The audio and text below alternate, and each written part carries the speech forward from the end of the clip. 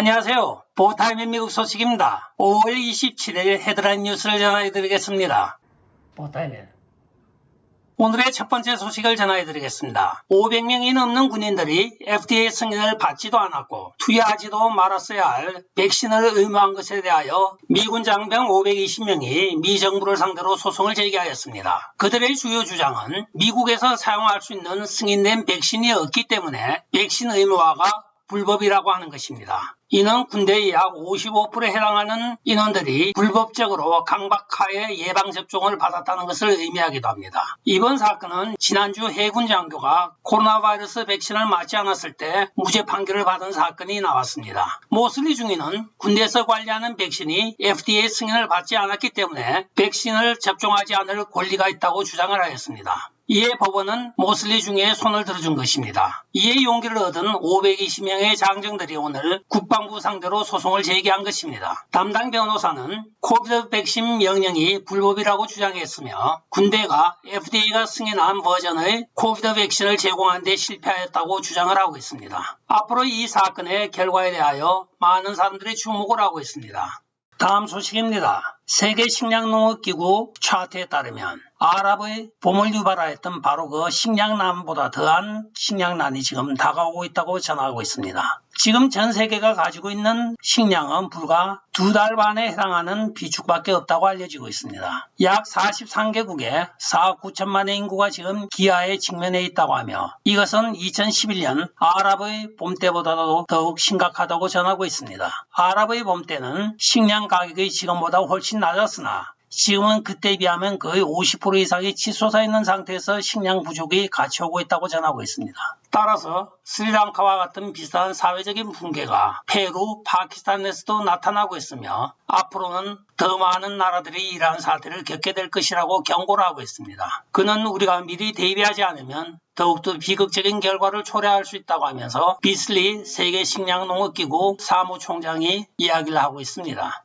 다음 소식입니다. 월요일인 5월 23일 텍사스주 유발디 시의 한 초등학교에 고등학교 3학년생이 AR-15 자동 기관총을 가지고 침입하여 19명의 학생들과 2명의 교사를 사살한 사건이 발생하였습니다. 그 이후로 이어지는 많은 소식들은 이 비극에 대하여 이 모양 저 모양으로 나타나고 있으나 실제적으로 학교 바깥에는 2명의 경관이 지키고 있었던 것으로 나타나고 있습니다. 그들은 고등학생이 45분 이상 1시간 가까이 학교 안에서 초등학생들을 사살하고 교사를 사살하는 동안에 밖에서 바리케이트만 치고 지켜만 보고 있었습니다. 이에 마침 주변을 순찰하고 있던 국경수비대 특수요원이 진입을 하여 그를 사살한 것으로 알려져 화제가 되고 있습니다. 한편 사건 현장 노란선을 넘어서 학교로 들어간 학부형들도 있었고 아비규환의 연속이었습니다. 오늘 밝혀진 바에 따르면 이 용감한 국경수비대 특수요원은 범인과 직접 총격을 가하여 범인을 사살한 것입니다. 한편 그도 그의 모자에 빵꾸가 나고 총알이 머리를 씀에 따라 머리에 상처를 입었습니다.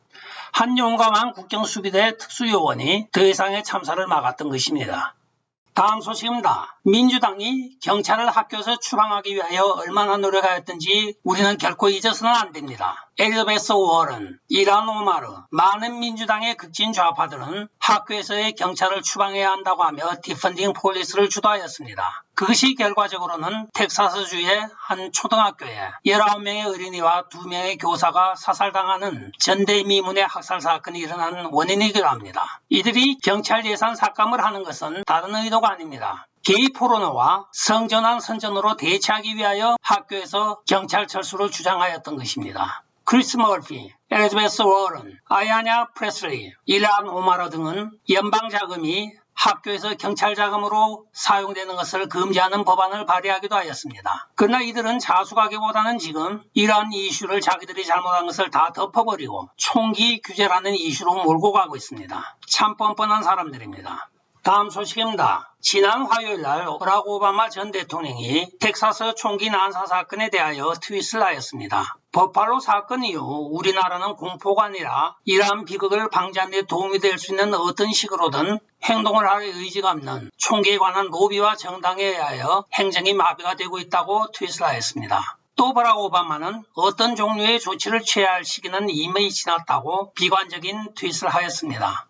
이에 대해 월스트리트 저널은 사설에서 다음과 같이 반대를 하고 있습니다. 정신질환자의 광기적인 행동에 뒤이어 그의 정치적 반대자들을 악마화하는 것은 전 대통령에게 맡기십시오 하고 오바마를 비꼬고 있습니다. 그가 어떤 행동을 한다고 항상 강조하는 것은 무익하거나 역효과가 나더라도 우리가 무엇인가 하고 있다는 것을 내세우기 위한 것이고 자기 만족을 제공하기 위한 것이라고 딱 꼬집어서 비난을 하고 있습니다. 미국인의 절반은 총기 규제를 하자고 하고 절반은 총기를 자유화하자고 하는 마당에 있어 또 다른 논쟁을 일으키고 있는 오바마 대통령은 모든 수완을 다 동원해 보십시오. 그러나 당신이 그렇게 한다고 해서 대부분의 미국 사람들은 총기 규제에 대하여 관심조차 가지고 있지 않습니다 하고 비꼬고 있습니다. 가만히 있으면 중간은 가는데 괜히 끼었다가 망신만 당하는 전직 대통령입니다.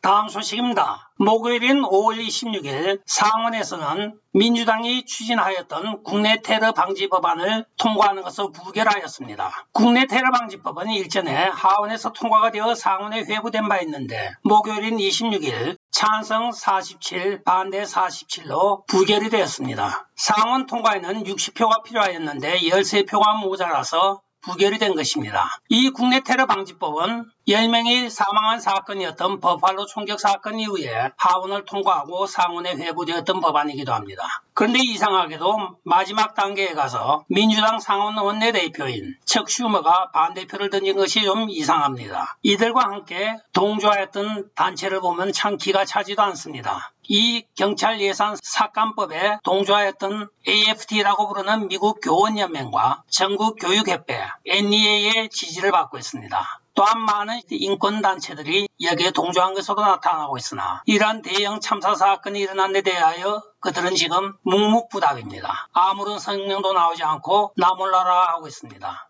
교원 노조들은 왜 교원이 사살당하는 그 사실에 대하여 아무런 논평이 없는지 모르겠습니다. 교원 노동조합이니까 조합원인 교원에 대하여 당연히 보호하고 거기에 대한 성명이 나와야 하나 이들은 지금 아무런 성명도 나오지 않고 코멘트도 없습니다.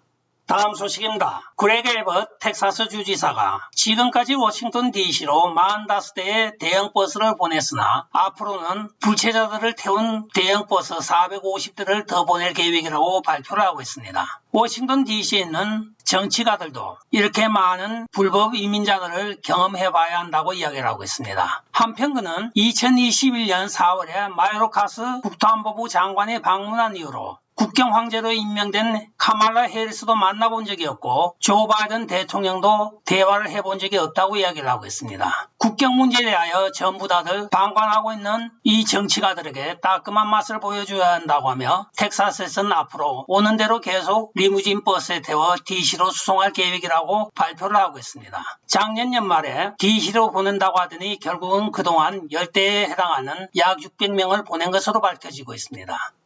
다음 소식입니다. 실리콘밸리에서 드물게 보는 보수주의자인 피터 thiel이 수요일 페이스북의 모기업인 메타에서 사임한 것으로 밝혀지고 있습니다. 그의 사임 사유는 2022년 중간선거에 좀 더 매진하기 위해서라고 이야기를 하고 있습니다. 그는 실리콘밸리에 있는 몇 명 안 되는 보수주의자 중에 한 명이기도 합니다. 그는 페이팔을 창업하기도 하였고 페이스북도 주커버그와 같이 창업하였던 사람입니다. 이 억만장자가 다가오는 중간선거에서 공화당을 지지하기 위하여 자기 소속 회사를 떠나는 것으로 밝혀지고 있습니다.